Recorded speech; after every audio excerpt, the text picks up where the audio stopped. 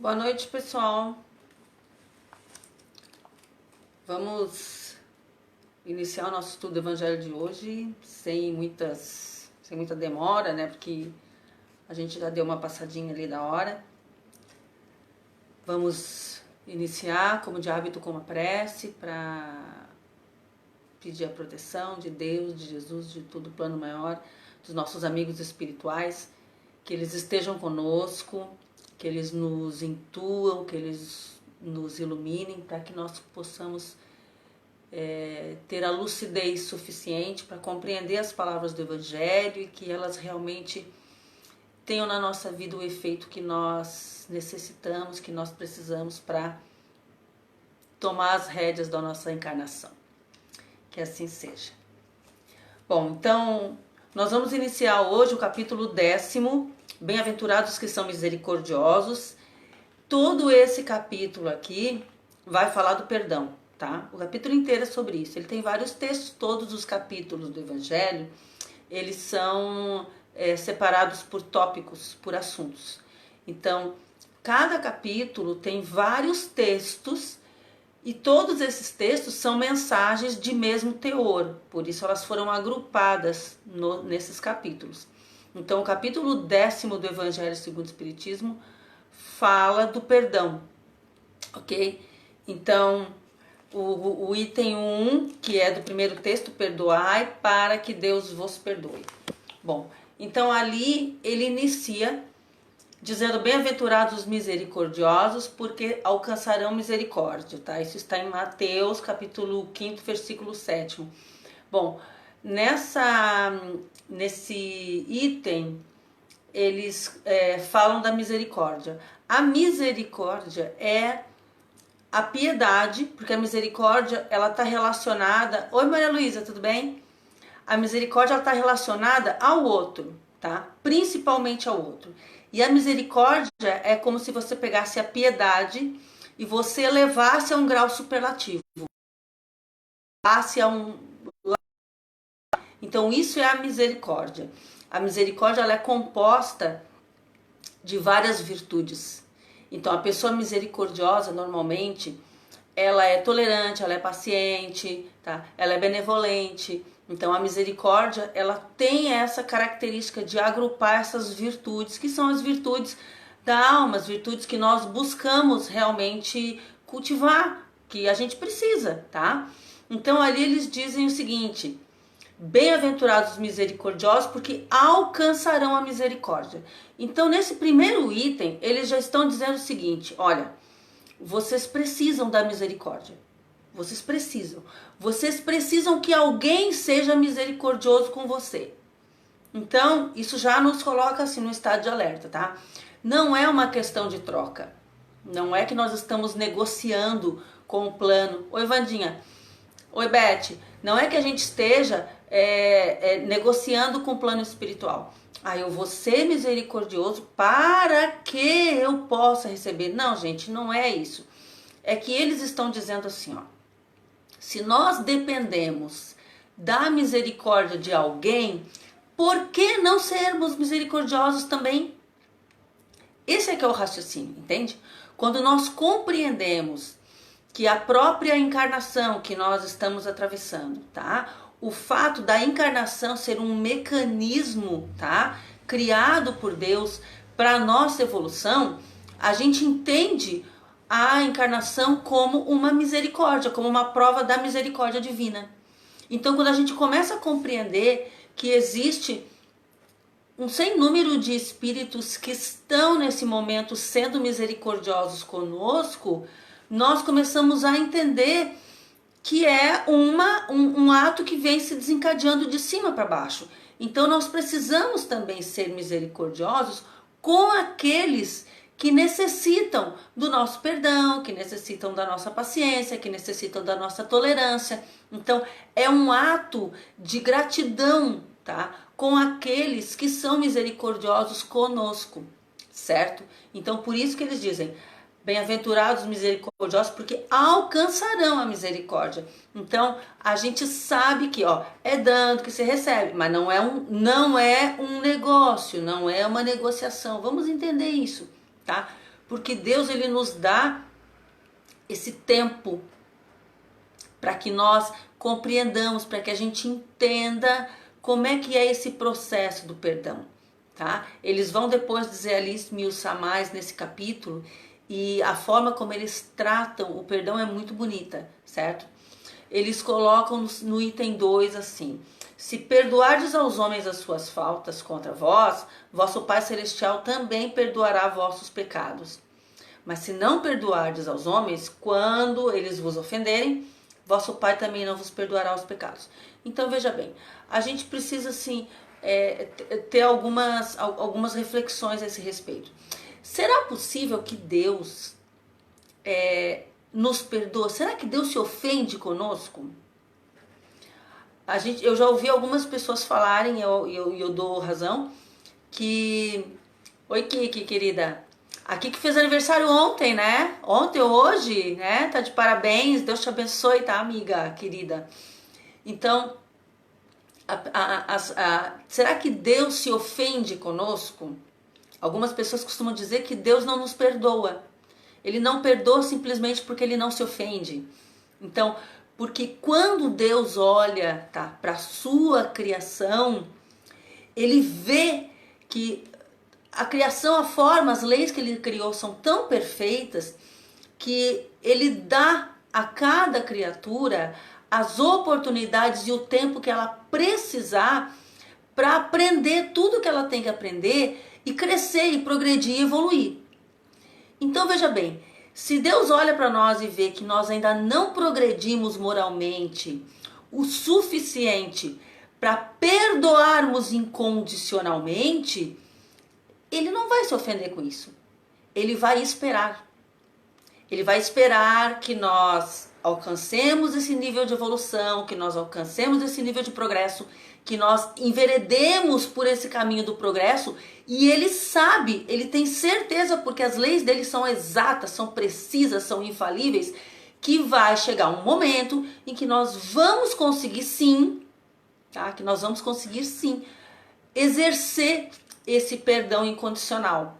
Assim como, porque o perdão incondicional, ele está aliado ao amor incondicional, né? Enquanto a gente não aprender a amar incondicionalmente, o que é o amor incondicional? É o amor sem impor condições. Esses dias uma pessoa falou pra mim assim, a gente tá sempre analisando, né? E vocês também vão fazer análise de vocês aí. Que o amor de mãe é o amor incondicional. Será? Será que é? Por que o amor de mãe é considerado... Eu não estou dizendo que é, tá? Oi, Dani, que bom que tu conseguiu. Então, por que o amor de mãe é considerado incondicional? Porque a mãe faz qualquer coisa pelos seus filhos, não é isso? O que uma mãe não faz por um filho? Não há o que uma mãe não faça por um filho. Muito bem, eu concordo. Agora, por quê? Por que ela faz isso? Porque é o filho. Por que ela não faz tudo pelo filho do outro, mas pelo dela? Então quer dizer que esse amor não é incondicional. Existe uma condição. Para que eu ame dessa forma, a condição é que aquela criatura seja o meu filho. Eu não faço pelo filho do outro tudo que eu faço pelo meu. Então o amor de mãe é incondicional? Fica a reflexão, ok? Então o amor incondicional é aquele que não impõe condição. É aquele que diz assim, olha, eu amo e você, de qualquer forma, independente do que você seja, independente do nosso grau de parentesco, independente se você me conhece ou não, independente se você gosta de mim ou não, esse é o amor incondicional. Sem condição alguma, a pessoa ama a todos igualmente. Enquanto você não consegue amar incondicionalmente, você não consegue perdoar incondicionalmente. Agora, é mais fácil exercitar o perdão incondicional do que o amor incondicional. É mais fácil. Por quê? Porque o perdão ele tem etapas. Então, aqui eles falam no esquecimento das ofensas. Veja só. Antes disso, no item terceiro, diz assim, ó, se o teu irmão pecou contra ti, cobra entre ti e ele. traz ganhar do teu irmão. Aí é onde o Pedro pergunta, né, para Jesus, mas e quantas vezes eu vou perdoar? É 7 ou 70? Jesus é 70 vezes 7, quer dizer, 70 vezes 7, Chico Xavier dizia que seria 70 vezes 7 cada falta em cada existência. Então, quer dizer, aí já o leque já se abriu, né? Mas ali eles colocam que uma das questões do perdão, para que o perdão exista, é que você não promova a falta. Então, se a pessoa errou comigo, eu preciso chamar essa pessoa em particular e não expô-la em público. Porque o que vai acontecer? Se eu exponho a pessoa em público e ela se ressente, então ela pode também querer revidar. Esse revide tem nome, né? É vingança. A gente pode dar o nome que quiser, mas é vingança. Enquanto existe a vingança, não vai existir perdão. Porque a vingança cria novos ressentimentos. Então, por isso que eles dizem aqui, eles estão nos dando aqui um antídoto, eles estão nos dando aqui uma forma da gente impedir que qualquer tipo de agravo ganhe proporções que depois pode ser muito difícil da gente conseguir voltar atrás. Então, veja bem, se uma pessoa errar conosco, e muita gente vai errar conosco todo dia, né? Oi, Cris, querida. Então, quando as pessoas erram conosco, nós temos que procurar resolver isso de uma forma que as pessoas não... Oi, Carla. Que as pessoas não acabem criando desdobramentos funestos de, às vezes, faltas que são pequenas, né? Então, aí Jesus diz assim, olha, vocês têm que usar da paciência, vocês têm que usar do bom senso, vocês têm que aprender a se botar no lugar do outro. Ah, mas o outro errou comigo, eu tenho que me pôr no lugar dele? Sim, a gente tem que fazer isso.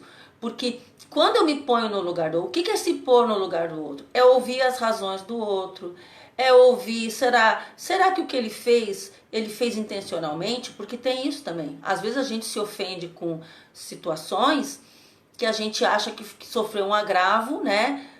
Que foi ocasionado porque a pessoa não gosta da gente, às vezes a pessoa fez sem querer. Às vezes a gente faz uma piada, um comentário jocoso, e a pessoa né? Então a gente não sabe como é que está o outro, como é que está o universo, né, interno do outro, como é que está a sensibilidade do outro. Então o próprio Kardec dizia que a gente tem que ter cuidado com os médiuns, porque os médiuns são muito suscetíveis, que a gente tem que ter cuidado para não ferir a suscetibilidade. O que ele está dizendo com isso? Que os médiuns são frescos, que os médios são cheios das coisinhas, ai, tudo, sabe, qualquer coisa se ofende, qualquer coisa, são melindrosos. A suscetibilidade que ele fala é o melindre. Então, ele já chama a atenção disso. Agora, você imagine se a gente sabe que todo mundo é mais ou menos médium, né? E todos nós somos mais ou menos médios, em diferentes graus e diferentes tipos de mediunidade. Então quer dizer que a gente tem que viver pisando em ovos com todo mundo, porque todo mundo está sempre à beira do melindre. Isso não pode acontecer. Então a gente tem que primeiro partir do princípio que o outro não quis nos ofender. A gente já é um bom começo. Se você chamar o outro em particular, tá, para conversar, chamar para conversar não é chamar para tirar as coisas ali, botar em pratos, porque veja bem, tudo é a forma como se faz. Então, se você chama para conversar e você ouve o outro, normalmente com a narrativa do outro a raiva já vai toda embora. Então, ouvir o outro, se colocar no lugar do outro, é exatamente o que Jesus está falando ali, ok? Então, que é fazer uso dessa tolerância, dessa paciência, para evitar que outras coisas piores aconteçam a nós, principalmente, porque a gente é que vai ficar remoendo aquilo, e a outro também, porque parte do amor incondicional é não querer para o outro que a gente não quer para nós, né? Então eles colocam ali que a misericórdia é o complemento da doçura. Então, veja, a gente fala lá, Jesus fala tanto nisso, Jesus era esse exemplo, né, da doçura, da mansuetude, da mansidão. Ele era terno, ele era forte, ele tinha uma força, mas a força dele era uma força magnética, era uma força espiritual. Jesus era um espírito excelso. Então, o que acontecia? ele tinha naturalmente esse controle sobre as criaturas, mas pelo grau de evolução daquele espírito. Então você imagina que esse espírito, onde chegasse, ele naturalmente controlava os demais. Porque é o controle do superior ao inferior. É normal, é da lei da natureza. Só que esse poder que ele tinha não se manifestava de uma forma opressora, não se demonstrava de forma agressiva, violenta, não. Ele era sempre manso, ele era pacífico. Ele foi a comprovação de que é possível, sim, essa mistura entre a força e a ternura. O próprio Emmanuel, quando descreve no livro Há 2000 anos, tá? Descreve o encontro dele com Jesus. Ele narra isso de uma forma muito bonita. Ele diz que dele emanava, do rosto de Jesus, quando ele olhava para Jesus, ele via aquele misto de força e ternura. E é isso, ele descreveu perfeitamente. Tá? Então, claro, é difícil conseguir isso. Nós não estamos aqui querendo nos comparar com o mestre, né? Mas de qualquer maneira, ele nos garantiu, ele nos assegurou que a gente poderia fazer tudo o que ele fazia. E ainda mais. Então eu prefiro acreditar na palavra dele. Então se ele diz que é possível, se ele diz que é possível, então é porque é possível. Então o que está faltando para nós é prática. Então eles colocam aqui uma frase que eu inclusive, eu não sei se vocês quando leram o texto, se vocês chegaram a analisar isso, mas eu marquei aqui para mim, que eles dizem que o ódio e o rancor denotam uma alma sem elevação e nem grandeza. Olha como é que isso é sério, tá? O ódio e o rancor denotam uma alma sem elevação e sem grandeza. Então quer dizer que as pessoas que alimentam o ódio, as pessoas que ficam alimentando a raiva, alimentando o ódio, alimentando esses sentimentos de baixa frequência vibratória, eles estão dando um testemunho, tá? De não terem uma grandeza de alma. Ou seja, moralmente eles ainda estão involuídos, eles ainda estão num patamar inferior. Lembra, a gente já falou sobre isso, que quando a gente fala para o espiritismo, inferior não quer dizer ruim, negativo, malvado, não. Inferior é alguém que ainda não aprendeu. Inferior nós estamos falando de elevação moral, de elevação de inteligência, tá? Que caminha uma na sequência da outra. Então, inferior é aquele que ainda não aprendeu, é o ignorante, certo? Agora, isso eles estão colocando aqui categoricamente. Aquele que ainda alimenta sentimentos de ódio, de rancor, é uma alma sem elevação. Que tipo de elevação? Sem elevação moral, ok? O esquecimento das ofensas é próprio da alma elevada que está acima dos golpes que poderiam ser desferidos contra ela. Então, olha só. Bom, vamos falar de esquecimento de ofensa. A gente tem que pensar assim, o que eles estão falando aqui no Evangelho? Para o Evangelho, o que é esquecimento de ofensa? Bom, uma pessoa me prejudicou. Eu não consigo me esquecer. Olha, gente, esse esquecimento que nós estamos falando é coisa da memória. Eu não tenho como apagar a minha memória. Uma pessoa me agrediu e eu vou fazer uma lavagem cerebral, isso não existe, tá? Então eu vou lembrar. Mas acontece que o ódio, ele é um sentimento sem raiz. Se ele não for alimentado diariamente, ele logo morre. É o contrário do amor. O amor é um sentimento de raízes profundas. O amor, ele é poderoso, ele é potente. Ele, uma hora que ele se instala, você aprendeu a amar a pessoa, acabou. Ela pode ser um traste, você vai amar. Ele tem defeito, ela tem defeito, mas eu gosto. Entendeu? Por quê? Porque o amor é assim. O amor é um sentimento que você cria um vínculo, depois que você conhece a pessoa e você cria esse elo, você não deixa mais de gostar. O amor tem essa característica, tá? Ele une. O amor, ele une e a pessoa, mesmo que esteja longe, tá? Pode ir para uma outra galáxia. Você tá unida a essa pessoa, ok? Agora, o ódio não. O ódio é um sentimento raso. Então a pessoa que diz assim, eu odeio fulano, pode ter certeza, pensa nele todo dia, todo dia, todo dia, porque se parar de pensar, esquece. Então, ali é nisso que eles estão falando do esquecimento das ofensas. que assim, ó, o primeiro passo pro perdão é assim, ó, para de alimentar o ódio. Para de ficar pensando todo dia, revivendo.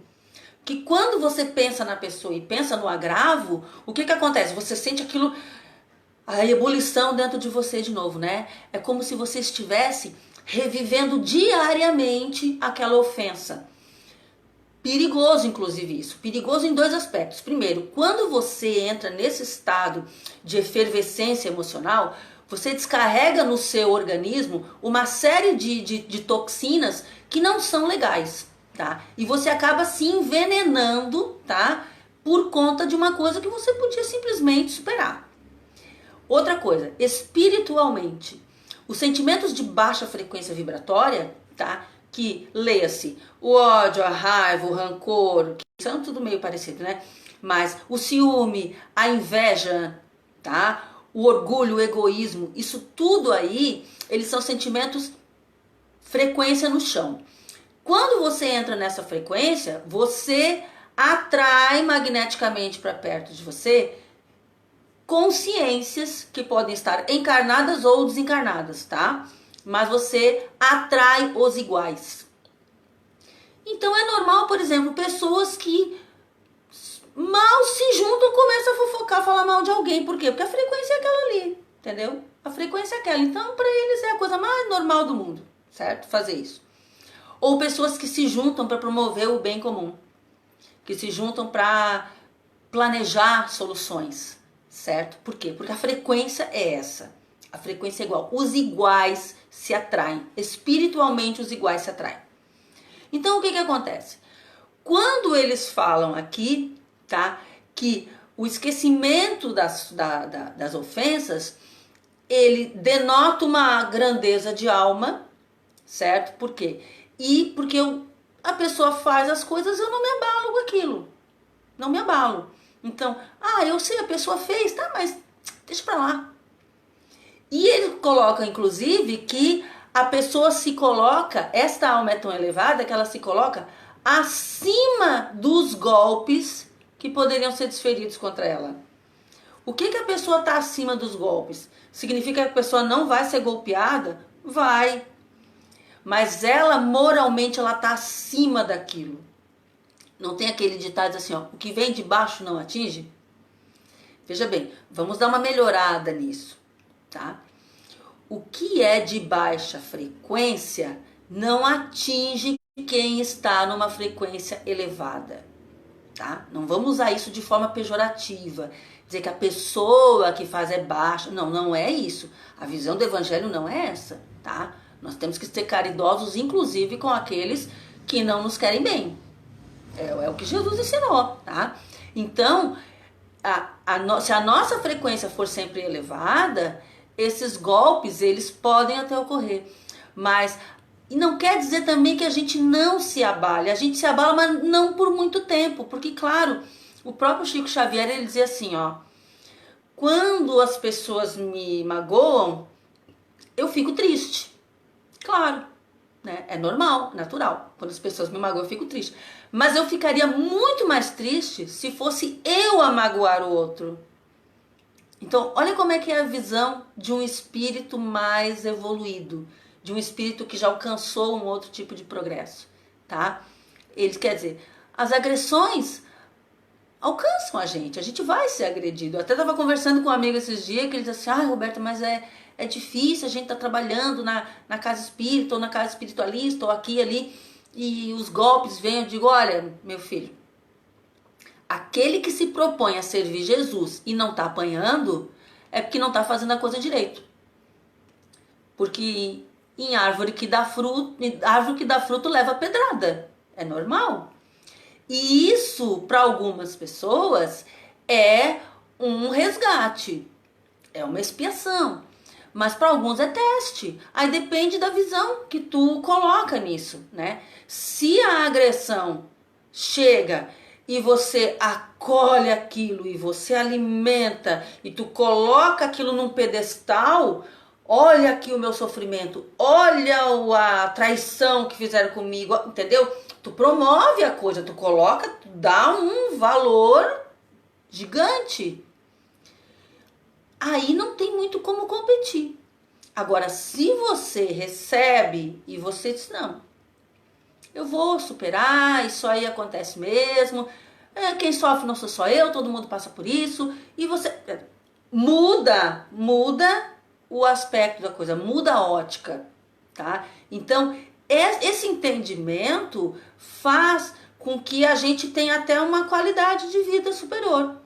Porque o tempo que você perde de ficar se lamentando, endeusando uma ofensa, né? Colocando num altar aquela ofensa ali e ficar idolatrando, adorando aquela... Tem gente que faz isso, tá? Tem gente que adora ter do que reclamar. Tem gente que adora quando alguém fala uma coisa poder apontar, né? Então, deixa eu ver o que... O magoado está em condição melhor que quem magoa, pois oportunizamos conceder perdão enquanto outros... Claro! O outro, quando o outro faz, ele faz para ele também, tá? Quando nós sofremos, tá, um agravo, o que acontece? Se nós não merecêssemos, nós não teríamos recebido. Vamos entender isso de uma vez por todas. A gente recebe aquilo que nos é devido, aquilo que é do nosso merecimento. Se nós não merecermos, não chega em nós, não chega, porque nisso o plano espiritual é extremamente vigilante, tá? Eles não vão permitir que você sofra isso aqui, se não for do seu merecimento. Então, se você recebeu, te conforma, era teu. O que a gente pensa quando a gente recebe uma agressão? Dívida paga, menos uma. Menos uma. Ah, mereci, tudo bem, tá? Vamos absorver o impacto, vamos digerir, vamos, sabe? Pronto, e vamos tocar pra frente. Agora, o outro que agrediu, ele criou uma energia que vai retornar para ele. Quando que vai retornar? Não sei. Vai retornar quando a oportunidade surgir. Isso aí é um plano espiritual. Eles é que vão resolver isso. Eles é que vão administrar isso aí. Não cabe a nós.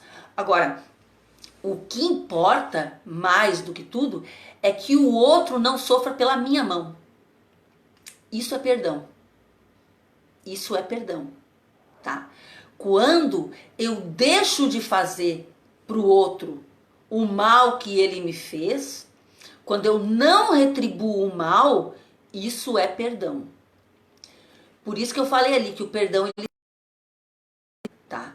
Então veja bem, o perdão ele vai funcionar assim. Você vai, primeiro, não alimente mais o ódio. Não alimente, tá? Não tem aquela história que nós temos dentro de nós dois lobos, né? O lobo do bem e o lobo do mal. Os dois estão sempre um tentando controlar o outro. Quem que vai vencer o embate? Aquele que for mais alimentado. Então, se você não alimentar o lobo do ódio, ele não tem o que fazer. Ele vai morrer de fome e pronto, e desaparece. Então, não alimente ódio. Essa é a primeira parte. Não alimentar ódio é perdão. É perdão. Porque às vezes as pessoas pensam que perdão é... Eu vou lá, vou pegar o meu inimigo... Oi, Eliette, vou lá pegar meu inimigo e vou abraçar e vou beijar, mesmo que ele não queira. Eu vou lá, vou abraçar, vou beijar. Isso é imprudência. Se você sabe que uma pessoa não gosta de você, se você sabe que uma pessoa está esperando um momento para te golpear, você ir lá e se oferecer dessa maneira, você está sendo imprudente. Isso não é perdão. Até porque você está impondo para o outro uma coisa que ele não quer. Então você não está sendo caridoso, você tem que esperar, aguardar o momento que o outro vai desejar, tá? O seu abraço, o seu carinho, o seu amor. Então respeitar o momento do outro é caridade. Então a primeira coisa, não alimente o ódio, não retribua, tá? O mal com o mal, não retribua. E retribua o mal com o bem. Sabe onde é que está escrito isso? Caracteres da perfeição, tá? Tá no Evangelho. Caracteres da perfeição é isso.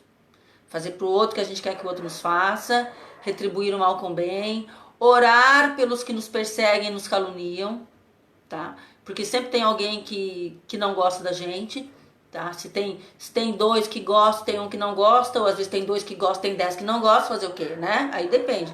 Mas, de qualquer forma, tá? Orar por essas pessoas, mesmo que elas não nos amem, isso é perdão.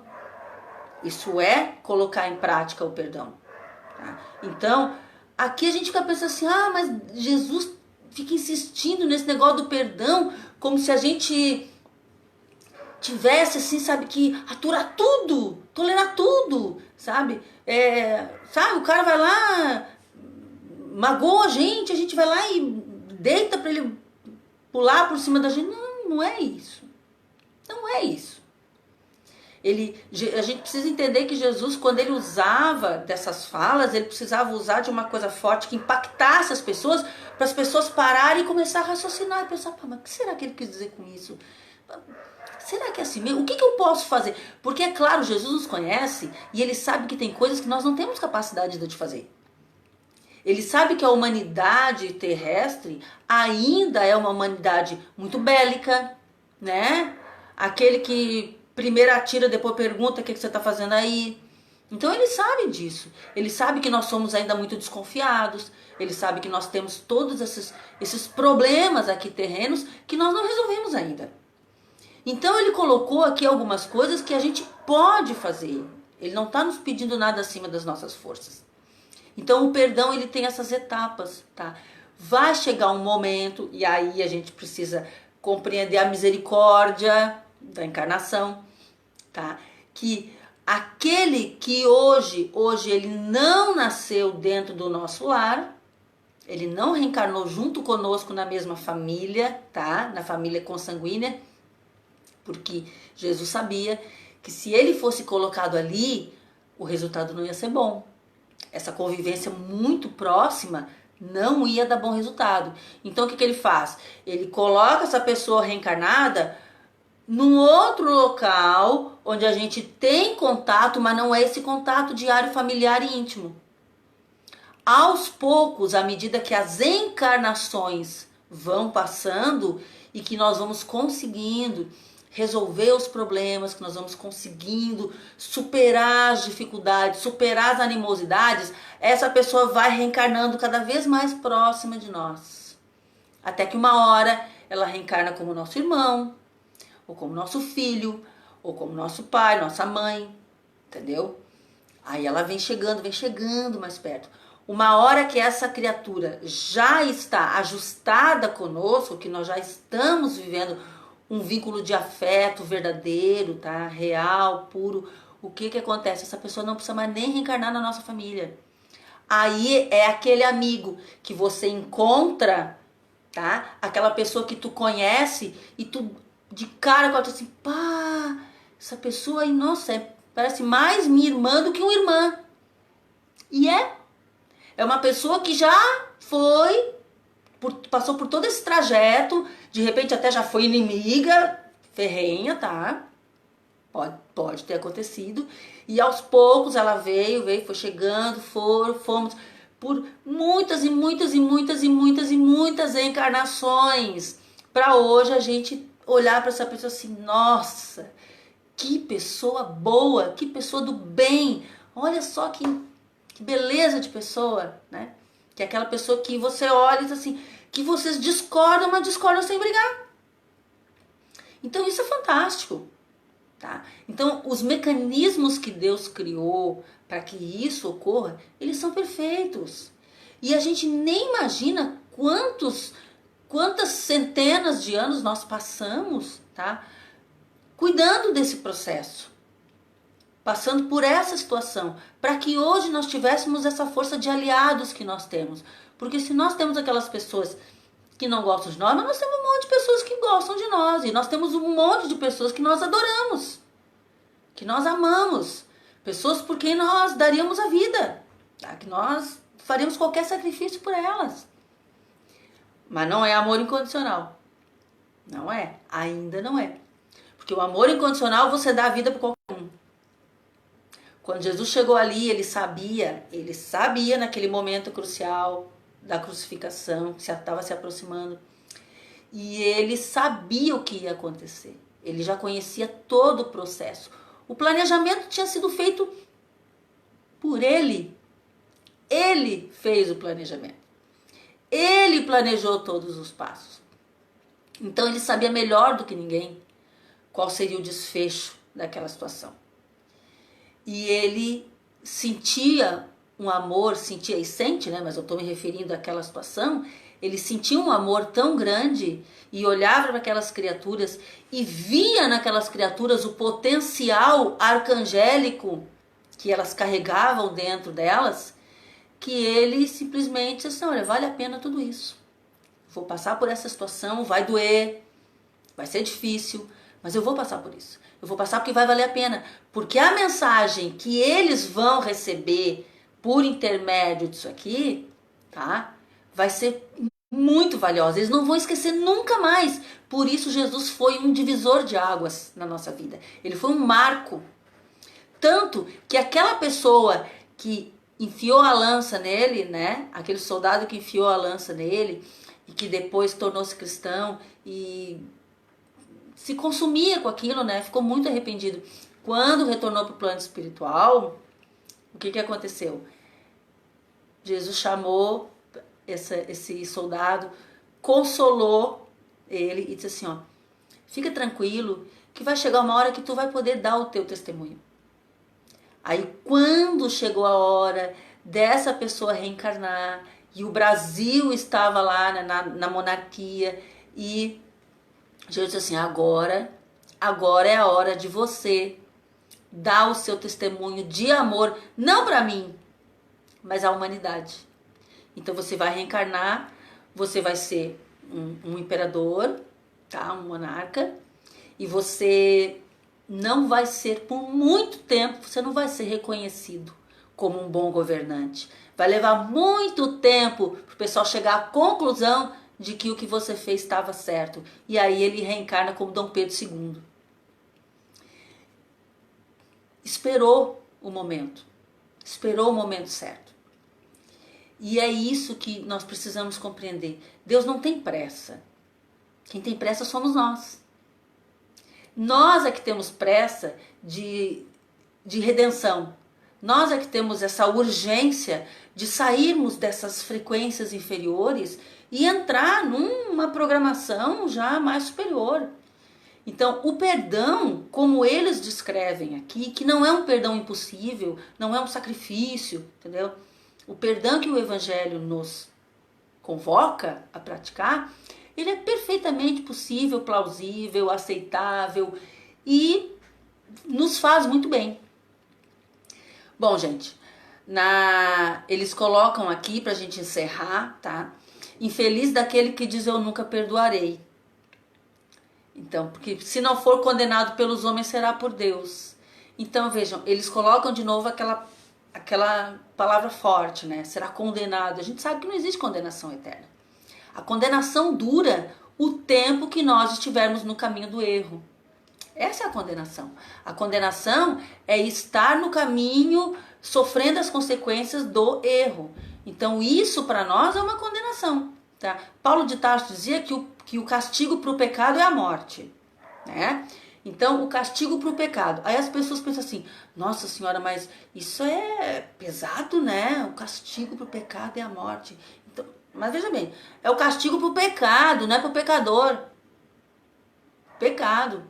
Porque ele poderia, se fosse o pecador, ele teria dito, o castigo para o pecador. Não, esse castigo para o pecado. Quer dizer, todo pecado, todo erro, está condenado um dia a terminar. Então significa que os erros que hoje eu cometo, eu não vou cometer para sempre. Os erros que vocês cometem, vocês não vão cometer para sempre. Eles têm um tempo de duração, eles têm um prazo de validade. É o tempo do despertamento. Quando a gente desperta, diz assim, ó, esse erro eu não vou cometer mais. Ponto. Deixei para trás. Pronto, morreu o pecado. Acabou. Isso é o aspecto consolador da doutrina. É o consolo que o Espiritismo nos traz e que nós precisamos de mais. Mesmo que os tempos sejam aparentemente muito difíceis. Mas é nesses momentos em que a nossa fé é testada. Nesse momento é que o plano espiritual está colhendo o nosso testemunho. Então tenhamos bom ânimo, sejamos otimistas. Tudo que vem à frente é bom. Esse chacoalhar de peneiras é importante. Gente, que momento para estar reencarnado nesse planeta e nesse país. Que momento. Assistindo as reviravoltas da história. Nós estamos fazendo parte da história. Isso é fantástico. Isso é maravilhoso. Nenhum de nós poderia estar querendo estar em outro lugar nesse momento. É aqui que a coisa está acontecendo. Aqui é que a história está sendo feita. Aqui é que Jesus está reescrevendo os rumos do planeta Terra. Eu quero agradecer a paciência de vocês terem me ouvido.